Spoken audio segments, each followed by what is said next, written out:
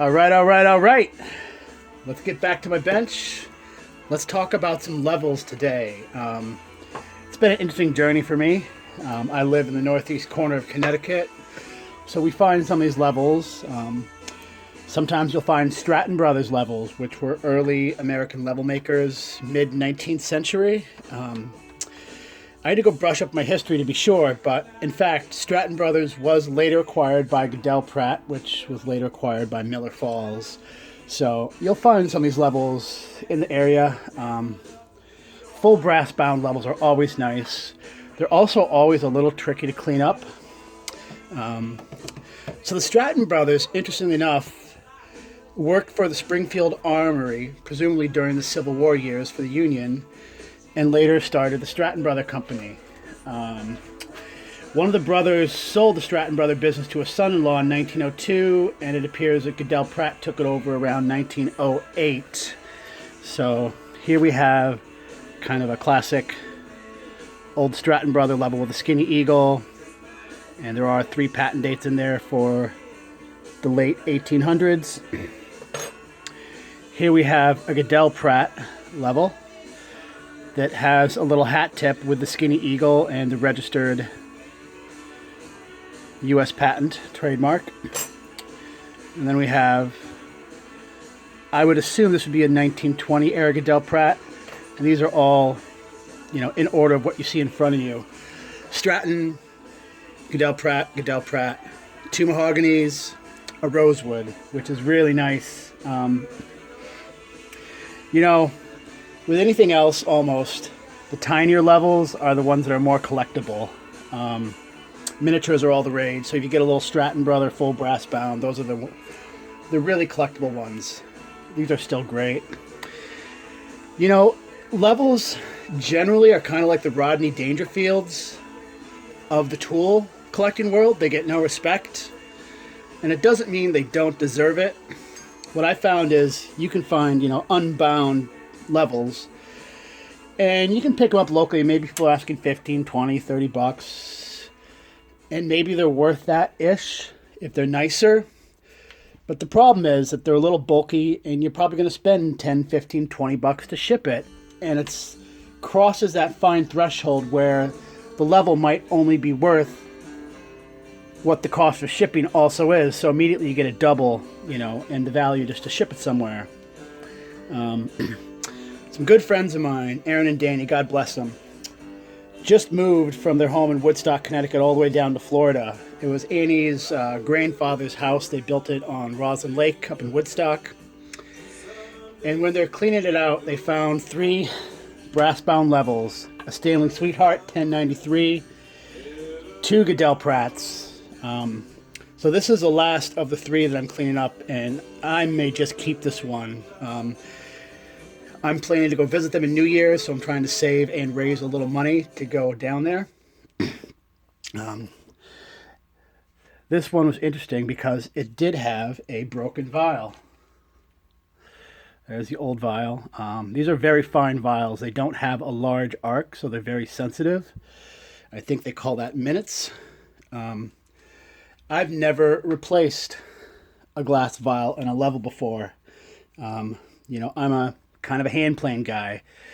I sold and traded thousands and thousands of levels in my eBay days. And one guy that crossed my radar a long time ago, his eBay ID was Fahiri. Well, I recently noticed he was hanging out in the Kai-Hi, Sci-Hi, Can I Have It tool auction sales group on Facebook, which I help run and admin. And I've been a big fan of his. He really kind of inspired me to, I kind of modeled some of my hand plane restoration work after him, and his level work was always astounding. So he was a big inspiration. I always paid attention going, I don't know if I could ever do that. So recently I got brave enough to, I had to take this level out, the vial that was broken. But to find a period correct vial it's pretty tough. Luckily I said a little prayer to the tool gods. I went digging in my boneyard and I found one. So that was interesting. When I pulled the glass vial out, you know, I used a little dental pick, obviously broken. The plaster bed underneath here was very good and clean when I got it out, so I left it. This glass vial fit it very nicely. And all I did yesterday was put a couple drops of clear Gorilla Glue to secure it while I checked it for level, flipped it, checked it for level. And now that that's set, I am going to mix up a little plaster of Paris, and I will be tucking it into the vial ends. And then I should be able to put this back together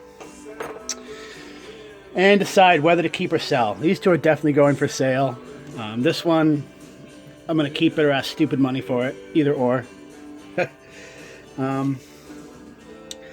So, the Stratton brother level, you know, I haven't pulled out a lot of top plates and looked at a lot of levels. Plaster Paris set. You have your center level line held in by a little brass plate, and then you have two screws that hold the larger Hallmark logo brass plate in. Very simple.